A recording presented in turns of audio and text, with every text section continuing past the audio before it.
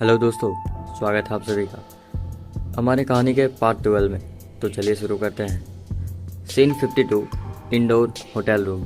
Evening का time है। Raj board पर पहेली सुलझा रहा था। समीर को कॉल लगाता है। राज। हेलो समीर। समीर। हाँ बोलो, क्या हुआ राज? राज। पोस्टमार्टम की रिपोर्ट का क्या हुआ? तू जाने वाला था ना? समीर। हाँ भाई, मैं वही लेने आया हूँ। Raj. Okay, no problem.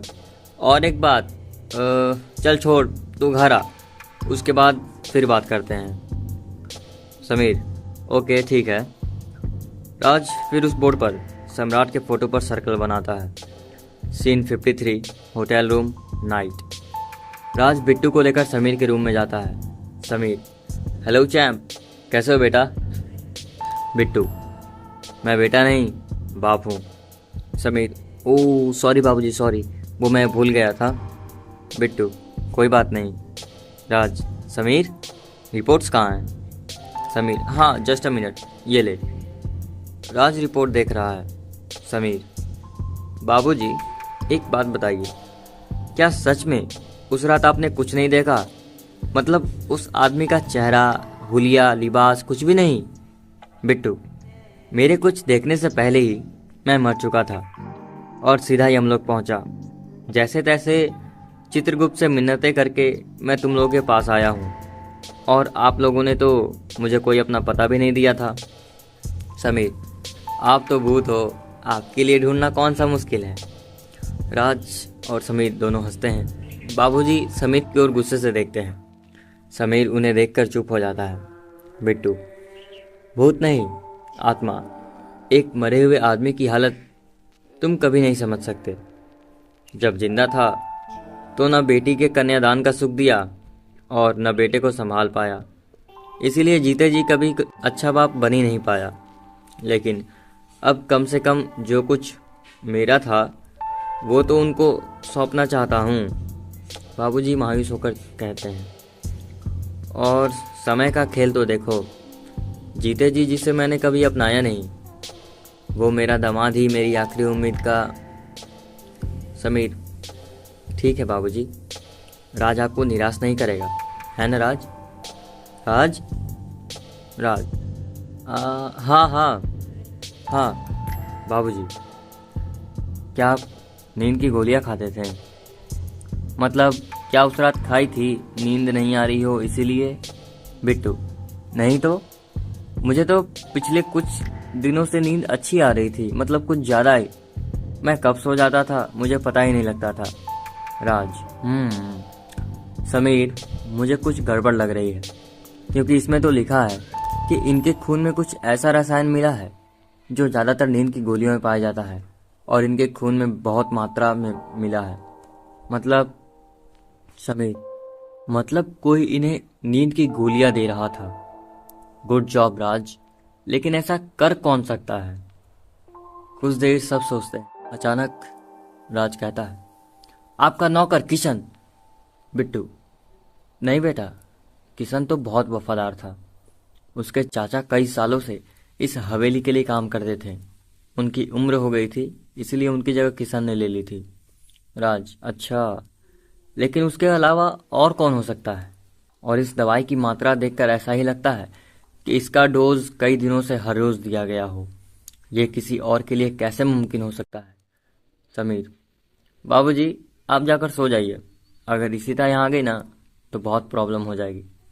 Bittu. ठीक है, लेकिन जो करना है थोड़ा जल्दी करो, मेरे पास वक्त बहुत कम है। और बिट्टू वहां से चला जाता है। समीर। राज, मुझे लगता है ये काम किसी घर के आदमी का ही है, मतलब किसी पहचान वाले का, तभी तो वो आराम से हवेली में आ जाया करता था। और उसके लिए ये काम मुश्किल भी नहीं रहा होगा, लेकिन कौन? राज। इसके बारे में कल सोचते हैं, मुझे बहुत नींद आ रही है, मैं सोने जा रहा हूँ। ऐसा बोलकर राज अपने रूम में चला जाता है। समीर। इसे क्या हो गया? समीर भी राज के पीछे पीछे उसके रूम में चले जाता है। Cut to next part. Scene 54, hotel room, night time. इसी तरह। समीर भैया आप, और वो भी इस समय, कुछ चाहिए था क्या? समीर। अरे भाभी नहीं, वो नींद नहीं आ रही थी ना, इसीलिए राज की तरफ देखकर राज भी चौंक कर समीर को देखता है। माँ जी से बात करने चला आया। कैसी हो माँ जी? अब कैसा लग रहा है? माँ, अब मैं ठीक हूँ, तुम कैसे हो? समीर, जी माँ जी एकदम बढ़िया। दरअसल मैं आपसे कुछ पूछने आया हूँ। क्या आप कुछ बता सकती हो? मतलब अगर आपको कोई तकलीफ ना हो तो। माँ, अरे बेटा इसमें तकलीफ की क्या बात है? ये सब तुम हमारे लिए ही तो कर रहे हो। समीर, हाँ, सो तो है, लेकिन माँ जी, मैं ये जानना चाहता हूँ कि आपके घर में आप लोगों के अलावा और कोई आता था? मतलब कोई जान पहचान वाला या फिर रिश्तेदार? माँ, जान पहचान वाला तो बहुत है बेटा, वो तो आए दिन आते ही रहते हैं। समीर, ना ना ऐसा नहीं, मेरा मतलब कुछ ज्यादा ही आता हो जाता हो, ऐसा कोई। माँ, ऐसे तो कोई ज्यादातर नहीं आता था, बस अंकुश के दोस्त ही आया जाया करते थे। समीर, हम्म, और रिश्तेदार? माँ, बेटा जो रिश्तेदार है वो तो सब यहाँ हैं, सिवाय अंकुश के। मायूस होकर समीर बोलता है, रोइएगा मत माँ जी, प्लीज याद कीजिए, ये बहुत जरूरी है। माँ, नहीं बेटा, बस राज ही कभी कभार आ जाया करता था, है ना बेटा? माँ राज की ओर देखकर बोलती है। राज के साथ सभी लोग शॉक हो जाते हैं। समीर, क्या? इसी तरह, राज तुम घर गए थे? कब? और हमें तो कभी नहीं ले गए, और ले जाना तो दूर, इसके बारे में कहीं बताया भी नहीं। जवाब दो Raj, I am asking to you. Raj, मैं वो दरअसल। समीर, राज, ओके फाइन, हाँ, मैं कई बार हवेली जा चुका हूँ बाबूजी को समझाने के लिए, शायद वो हमें अपना ले इस उम्मीद में, लेकिन वो कभी नहीं माने। वो मना करते रहे और मैं हर बार नई उम्मीद के साथ जाता रहा। बस यही बात है। समीर, क्या बस यही बात है? राज, हाँ, मुझ पर शक मत करो, याद रखो कि मैं ही तुम्हें यहाँ लेकर आया हूँ।